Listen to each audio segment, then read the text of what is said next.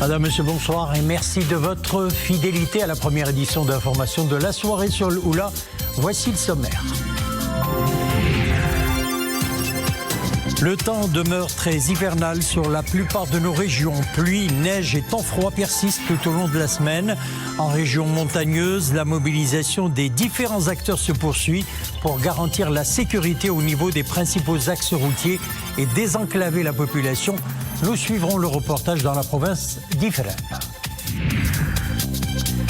L'actualité de la CAN, c'est dans notre chronique quotidienne. On en fera le point avec Sofia Fegroud et nos invités.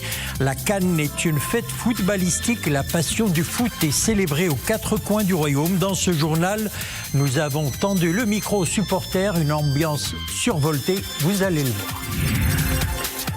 La CAN 2025, ce n'est pas que du football, c'est aussi de la musique. La chanteuse Firdaus sera sur notre plateau pour présenter son tube dédié à la CAN, One Love, One Game, une chanson qui unit tout un continent.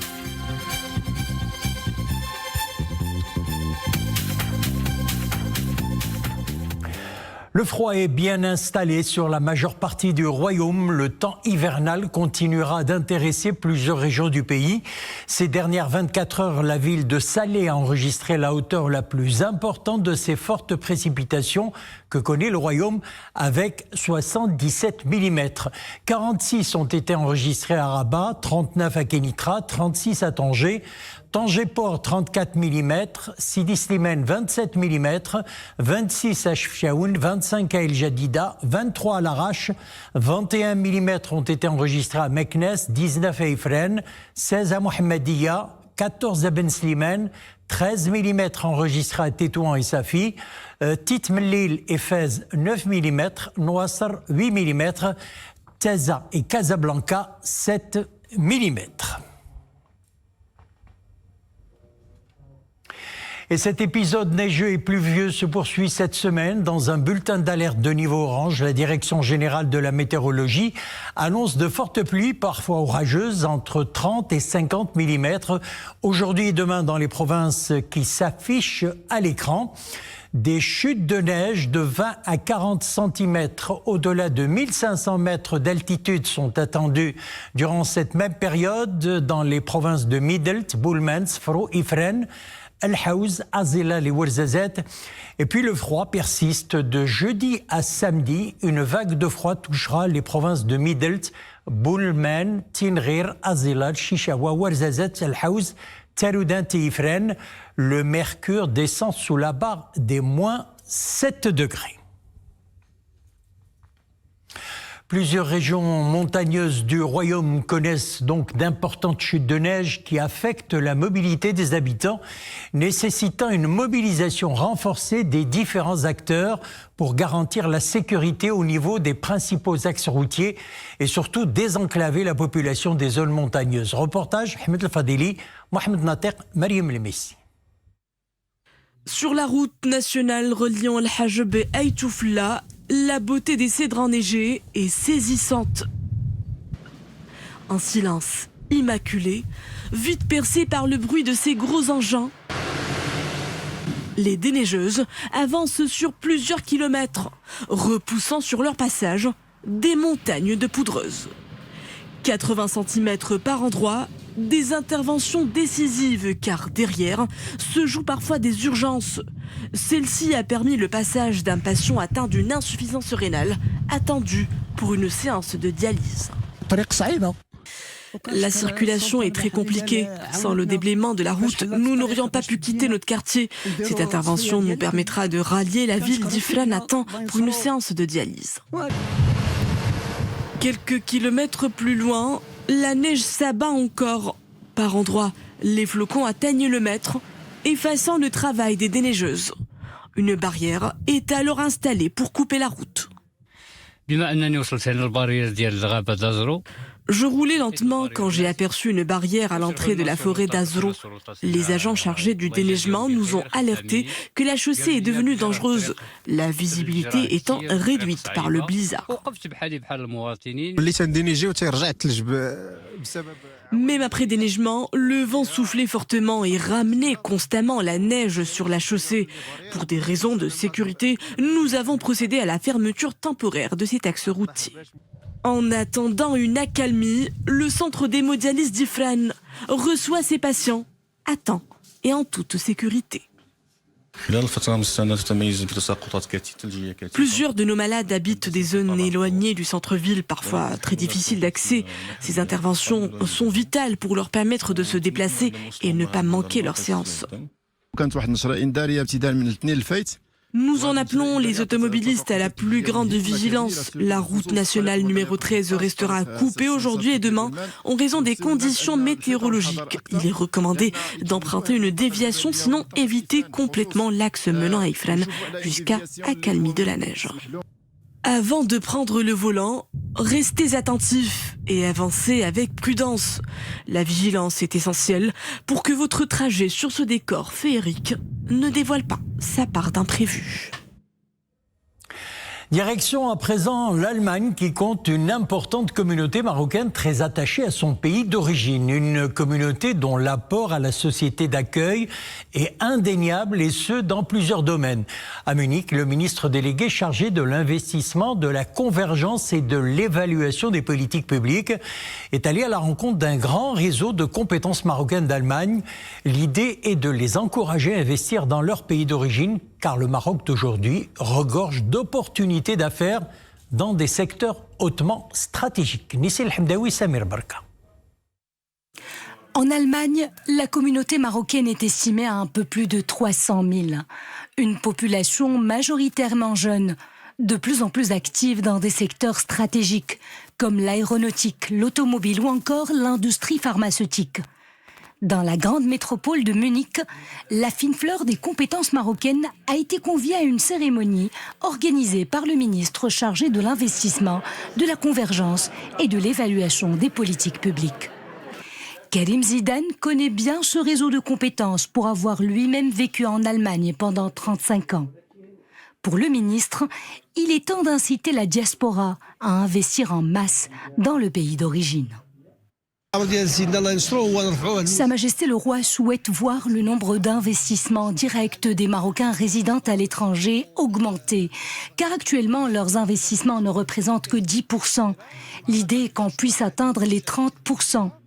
D'où la nécessité de leur préparer le terrain favorable au développement de leurs affaires. Les Marocains résidant à l'étranger ont d'importantes ressources financières. Ils disposent d'un réseau de partenaires de haut vol et on pourrait, à travers eux, attirer de grands investisseurs étrangers. Ici à Munich, mon objectif était aussi de partager avec les Marocains d'Allemagne mon expérience, car je suis un des leurs. Moi-même, j'avais passé une longue partie de ma vie ici en Allemagne. Les Marocains résidant en Allemagne sont fortement attachés à leurs racines. Ils ressentent souvent une forme de dette envers leur région d'origine. Voilà pourquoi ils affichent aujourd'hui leur volonté d'apporter leur pierre à l'édifice de développement au Maroc. Vu que je suis né au Maroc, j'ai étudié au Maroc, j'ai l'obligation de donner quelque chose à mon pays. Et au moins, c'est l'expérience que j'ai acquise ici en Europe et internationalement soi-disant. Alors la chose la plus importante, ce que j'aimerais bien donner, c'est en domaine santé, que j'aimerais bien apporter un know-how, comme on dit, un savoir-faire technologiquement et aussi sur le plan professionnel. Le projet que j'aimerais lancer au Maroc est le même que celui que j'ai engagé ici en Allemagne. C'est celui de vélos électriques, amis de l'environnement, pour assurer la livraison rapide. Car je sais qu'au Maroc, ce concept-là marche à merveille. Et ce projet, j'aimerais le déployer à Bnin Sarr, la région d'origine de mes parents. En ce qui me concerne, j'aimerais mettre sur pied au Maroc un concept qui me tient à cœur. Un concept qui marche bien ici en Allemagne. Les magasins DM qui vendent des produits cosmétiques et bien d'autres articles de qualité à des prix très abordables. À Francfort, je dispose d'un bureau de traduction qui me permet aussi de nouer des contacts avec d'importantes personnalités, en particulier avec des chefs d'entreprise allemands. Je n'hésite pas à leur mettre en avant les opportunités d'investissement au Maroc, afin de les encourager à venir s'y établir. Au-delà des envois de fonds, les Marocains du monde occupent une place stratégique dans le développement économique du royaume. La nouvelle charte d'investissement lancée par le Maroc met en place des mécanismes de soutien, principalement pour les 4e et 5e générations de migrants marocains qui désirent investir dans leur pays d'origine.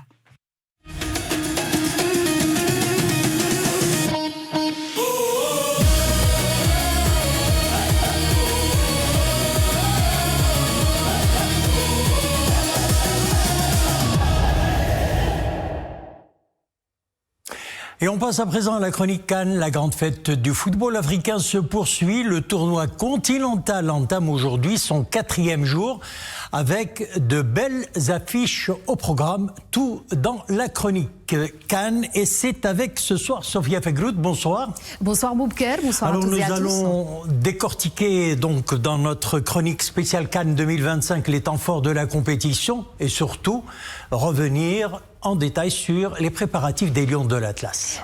Tout à fait, Boubker, à 2 jours de la rencontre entre le Mali, entre les Lions de l'Atlas et le Mali. Les Lions peaufinent leurs préparatifs pour le 2e duel du groupe A. Ambiance studieuse et sereine lors de la séance d'entraînement, avec un focus sur les aspects physiques et tactiques. Pour l'instant, aucune information officielle n'a été communiquée sur la blessure de Romain Saiss. On ne sait pas si oui ou non, il pourra participer à la prochaine rencontre. La bonne nouvelle, la présence de Achraf Hakimi lors des entraînements collectifs. Voilà qui nous laisse espérer une participation, Boubker, au match face au Mali. Je rappelle que la rencontre Maroc-Mali aura lieu vendredi à partir de 21h. Ce sera au stade Prince Moulay Abdallah à Rabat.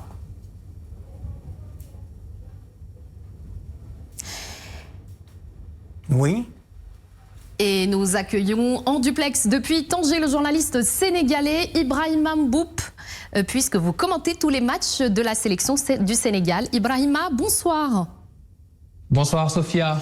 Avant de parler de la prestation des Lions de la Teranga hier, Ibrahima, vous qui avez fait vos études au Maroc et qui connaissez bien le pays, quel regard portez-vous aujourd'hui sur les infrastructures sportives et autres dans le royaume ? Ce sont des infrastructures sportives de qualité. Le grand stade de Tanger est un stade ultra moderne avec une capacité de 75 000 places, une pelouse hybride. C'est un stade qui n'a rien à envier à des stades qui ont abrité des matchs de Coupe du Monde. Moi, j'étais au Qatar en 2022. J'ai pu faire le tour de beaucoup de stades au Qatar. Mais si je fais la comparaison, je me dis que le grand stade de Tanger, par exemple, n'a rien à envier au grand stade du monde. Et à côté, il y a aussi d'autres infrastructures sportives comme des infrastructures de proximité, une salle de futsal, une piscine olympique. Et c'est le même schéma un peu partout, à Rabat notamment, où vous pouvez jouer dans 4 stades. Je crois que le Maroc a fait un grand bond en avant en matière d'infrastructures sportives. Et pour la première fois, la CAN est jouée dans 9 stades. Et là, c'est véritablement une politique sportive qui porte ses fruits et que toute l'Afrique a salué. Ibrahima Mboup, vous restez avec nous. Nous revenons à vous dans quelques instants. Et les matchs de la Coupe d'Afrique des Nations Maroc 2025 se poursuivent aujourd'hui. Dans le groupe E, le Burkina Faso a disposé 2-1 de la Guinée équatoriale. Un match disputé au complexe sportif Mohamed V de Casablanca et puis au stade Moulay El Hassan à Rabat. L'Algérie a battu le Soudan 3-0. En ce moment même, dans le groupe F, la Côte d'Ivoire joue contre le Mozambique au grand stade de Marrakech. Et dans le même groupe F, ce derby régional entre le Cameroun et le Gabon, ce sera à partir de 21h au stade Edrer à Agadir. Cameroun-Gabon, un choc entre 2 voisins d'Afrique centrale régulièrement opposés sur la scène continentale. Quintuple champion d'Afrique, le Cameroun dispute sa 22e phase finale de la CAN, la 6e consécutive. Le Gabon, lui, est de retour après avoir manqué la CAN 2023. Il participe pour la 9e fois à la compétition. Le sélectionneur des Panthères, Thierry Mouyouma, se montre déterminé pourtant à réussir l'entrée en lice de son équipe face au Cameroun. Ses propos. C'est une bonne opportunité déjà pour le Gabon de revenir en Coupe d'Afrique des Nations. Connaissant les précédents, connaissant la proximité Gabon-Cameroun, je pense que c'est, comme on le dit très souvent, les derbies ne se jouent pas, ils se gagnent. Donc pour nous, le Gabon, c'était un impératif de victoire pour lancer aussi notre Coupe d'Afrique des Nations. La première chose que je voudrais dire d'emblée, c'est que c'est des matchs qui motivent de manière intrinsèque. On est motivé de jouer ce genre de, je disais tantôt, de derby. Quand vous regardez l'histoire, quand vous regardez la proximité, je tiens quand même à préciser que le Cameroun-Gabon, c'est le même peuple, c'est les mêmes gens, c'est juste des frontières qui sont là, qui nous séparent, mais bon, c'est la famille, mais chacun a, sur le plan sportif, veut garder son intégrité, chacun veut garder son histoire. Le Cameroun est une grande nation de football, ça il faut le rappeler. Le Gabon est revanchard. Le Gabon n'était pas la dernière Coupe d'Afrique des Nations, le Gabon revient. Je vais être très sincère et honnête, nous ne venons pas ici avec la prétention de dire aujourd'hui que nous allons gagner la CAN. Non, nous avons l'intention de la gagner comme toutes les nations qui se présentent ici. Il n'y a aucune équipe qui va se retrouver en demi-finale ne voudra pas gagner.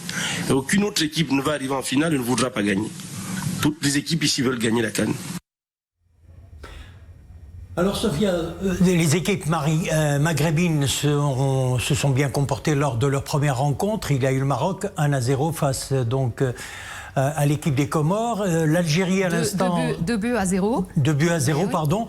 L'Algérie 3-0 et la Tunisie qui a battu l'équipe ougandaise 3-1 en match de la première journée du groupe C. Tout à fait, Boubker. C'était au stade olympique de Rabat. Et la Tunisie, en battant l'Ouganda pour son entrée en lice dans cette CAN, la sélection tunisienne a rompu une malédiction vieille de plus d'une décennie. Les Aigles de Carthage ont remporté leur premier match inaugural dans une Coupe d'Afrique des Nations depuis l'édition 2013 en Afrique du Sud. Les buts tunisiens ont été inscrits par Ilyes Reri à la 10e minute et Mohamed Ilyes Achouri, auteur d'un doublé à la 40e et 64e minute. L'unique réalisation de l'Ouganda a été inscrite dans les arrêts de jeu par Denis Omedi.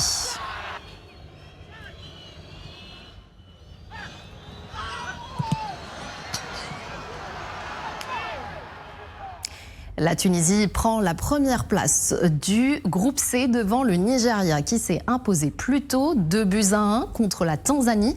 Dans ce même groupe, les Super Eagles ont peiné à la finition, une victoire dans la douleur face à un adversaire modeste. Mais une victoire quand même. Tunisiens et Nigérians devraient s'affronter samedi à Fès.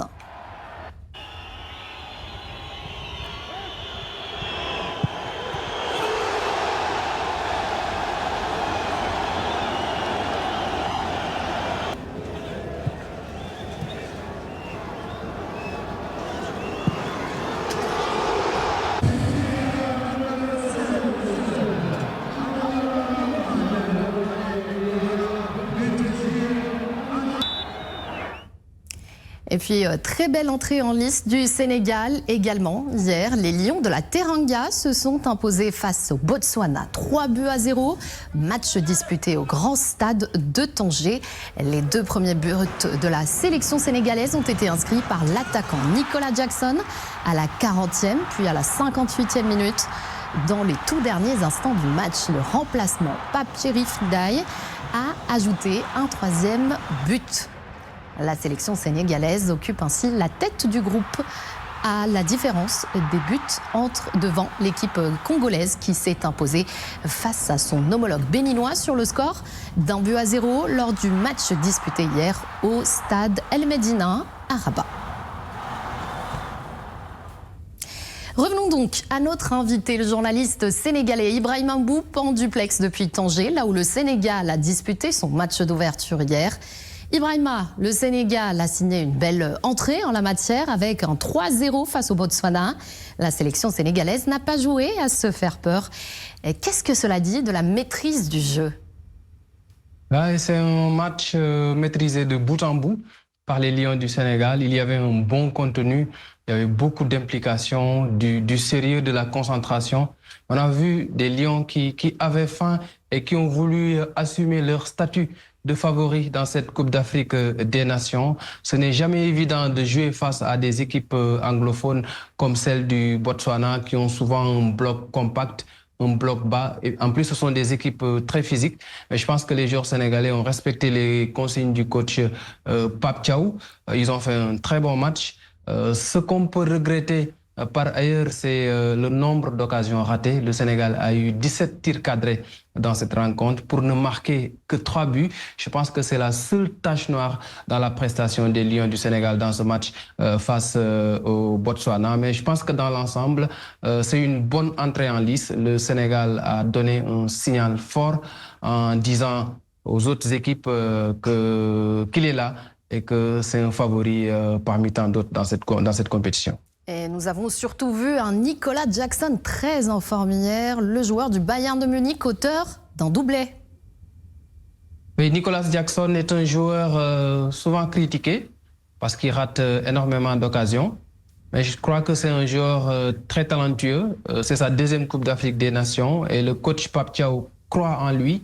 Il lui a donné beaucoup de temps de jeu lors des dernières sorties de l'équipe du Sénégal. Là, il se signale avec un doublé et c'est bon pour la confiance parce que quand un attaquant marque des buts, il devient de plus en plus confiant. Et je pense que si Nicolas Jackson continue sur cette même dynamique, on verra une équipe du Sénégal intenable au plan offensif parce qu'il y a beaucoup de concurrence. Il doit assumer ce rôle de titulaire-là en étant décisif, en marquant des buts. Et je pense que le match qu'il a fait hier va lui donner beaucoup plus de confiance pour la suite de la compétition. Et en parlant justement de la suite de la compétition, le prochain match opposera le Sénégal au Congo, un adversaire que les Lions de la Teranga commencent à bien connaître. Oui, c'est la finale de ce groupe D. Il y a eu un premier round au mois de septembre dernier au stade des Martyrs de Kinshasa. La RDC avait une avance de 2 buts et le Sénégal est bien revenu en faisant une remontada pour gagner ce match 3-2 à Kinshasa. Mais entre-temps, la RDC a participé aux barrages continentaux en éliminant le Cameroun et le Nigeria.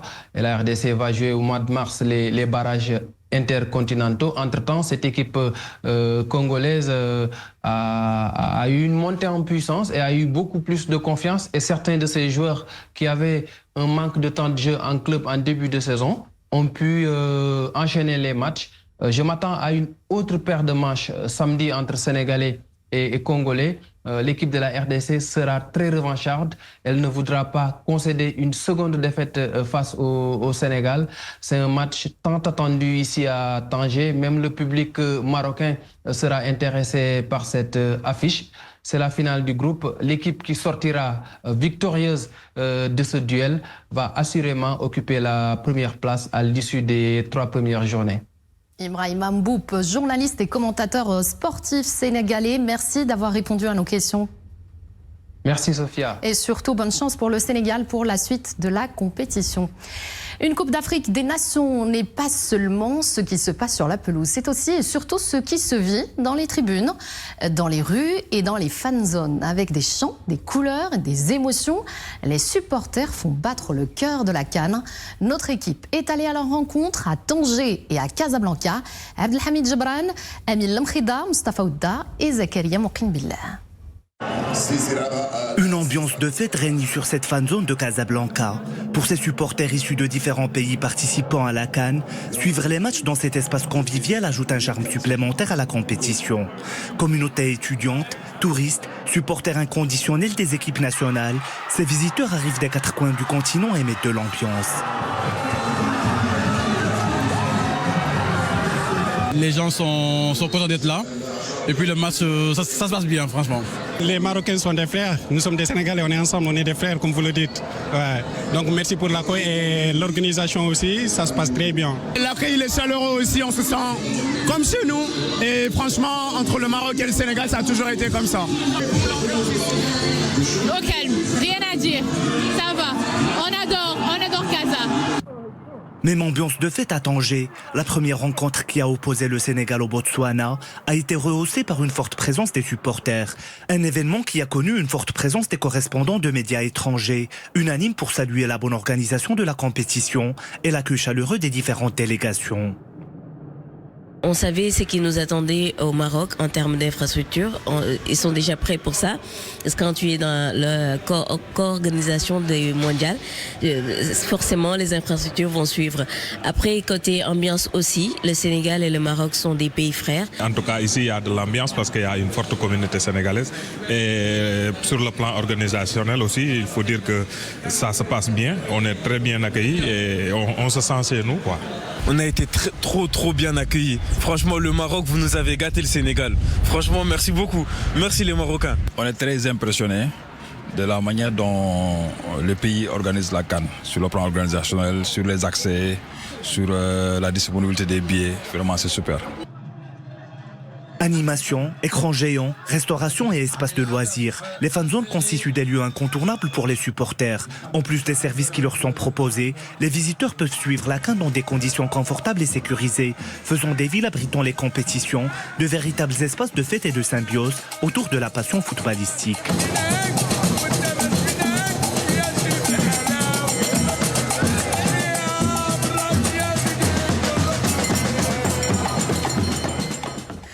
La CAN célèbre aussi la diversité culturelle en Afrique, notamment à travers la musique.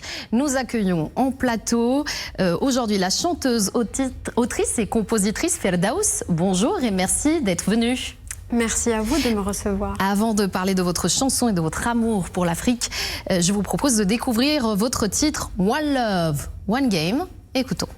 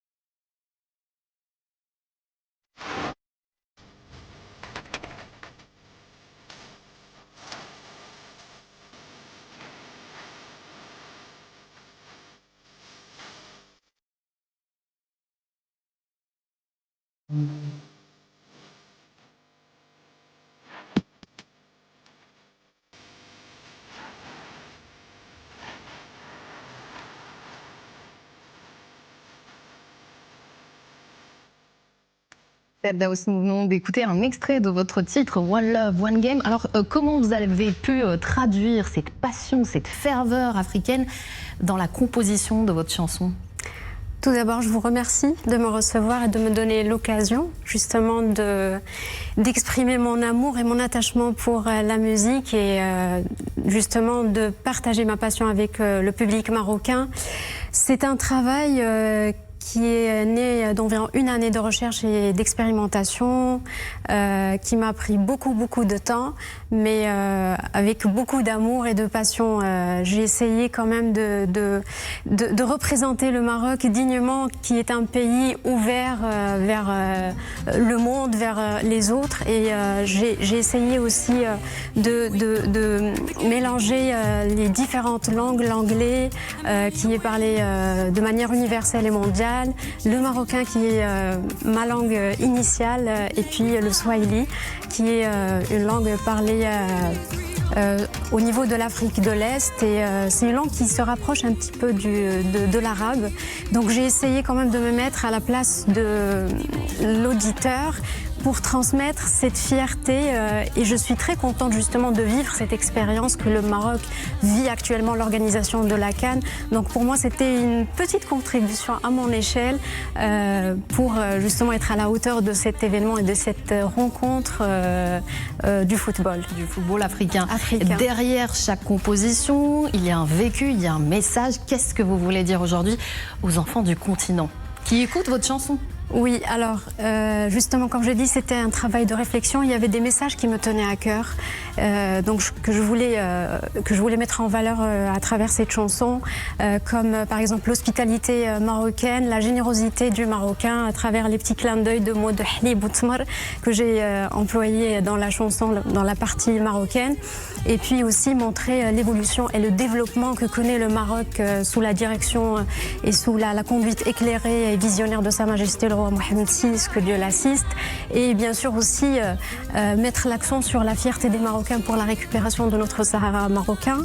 Donc c'est des messages qui me tenaient à cœur, mais aussi montrer la générosité du Marocain, surtout. Vous avez dit au tout début de cette interview que vous chantez dans plusieurs langues. Il y a bien sûr l'arabe Darija, il y a le swahili qui est parlé par 150 millions de locuteurs, oui. Voilà, dans l'Afrique de l'Est. Exactement. Et puis on vous a déjà écouté en train de chanter du fado. Tout à fait, c'est pas ma première fois, exactement. Donc vous poussez ce concept de l'universalité de la musique? Pour moi, c'est ça la musique, c'est justement c'est le dépassement des frontières, c'est l'ouverture vers l'autre, et je trouve que la musique a cette force d'unir les peuples et de rassembler les peuples et unir les cœurs.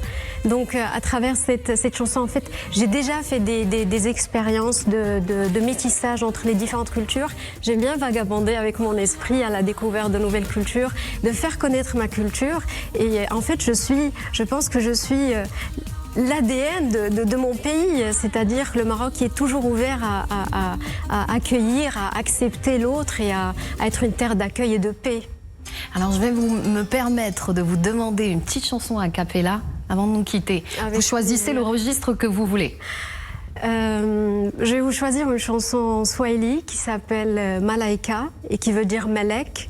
C'est une chanson d'amour, donc c'est une déclaration d'amour pour mon pays et pour tous les Marocains. Malaika nakupenda malaika, malaika nakupenda malaika, nami nifanyeje kijana mwezinyo, nashindwa na mali sina we, ningekuwa malaika.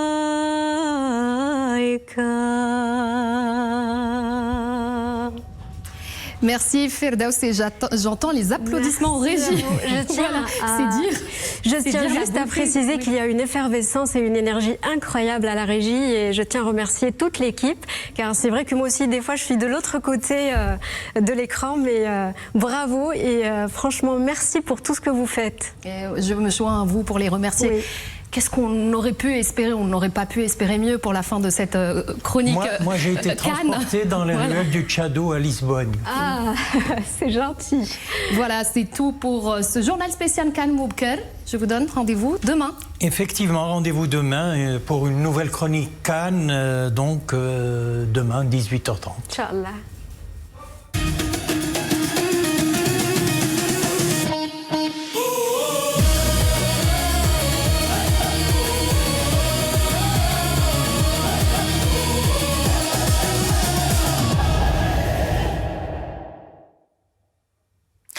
Autre ambiance, autre rythme musical. Cette fois-ci, la salle Bahnini à Rabat a accueilli hier soir un récital de Pagiano signé Miroslav Kultichev.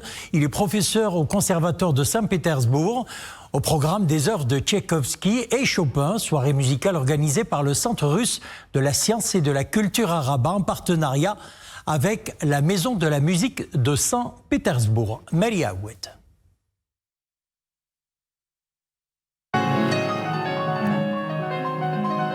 Sous ses doigts habités et d'une virtuosité lumineuse, il cisèle les silences autant que les notes, réinterprétant avec subtilité et grâce les pièces des plus grands compositeurs romantiques du XIXe siècle.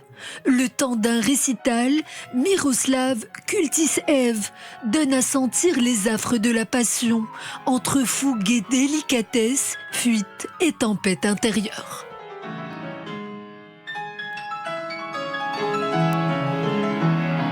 L'objectif de cette soirée est vraiment de présenter au public marocain les jeunes talents musicaux russes, deux jeunes pianistes, Miroslav Kultisev, qui est déjà à son âge est devenu l'artiste émérite de Russie, donc qui est un lauréat du 13e concours Tchaïkovski de 2007. Donc, se produit sur des scènes musicales russes et internationales les plus importantes. Et au cœur de Rabat Ville-Lumière, le public est au rendez-vous, suspendu à chaque note, prêt à accueillir l'émotion et la magie de ce moment suspendu.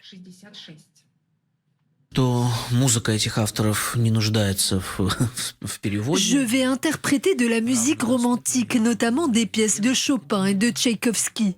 Ces compositeurs sont très accessibles aux mélomanes, car ils permettent aux auditeurs de ressentir de l'émotion. Il n'est pas utile de connaître la musique classique pour être touché. Donner à voir et à entendre la virtuosité de cet artiste russe, c'est aussi célébrer un patrimoine qui traverse les frontières et les cultures comme un hymne à la beauté et à l'excellence. Voilà, c'est sur ces notes musicales que nous refermons l'édition. Merci de nous avoir suivis. On se retrouve demain 18h30. L'info revient sur Oula à 20h30. Excellente soirée.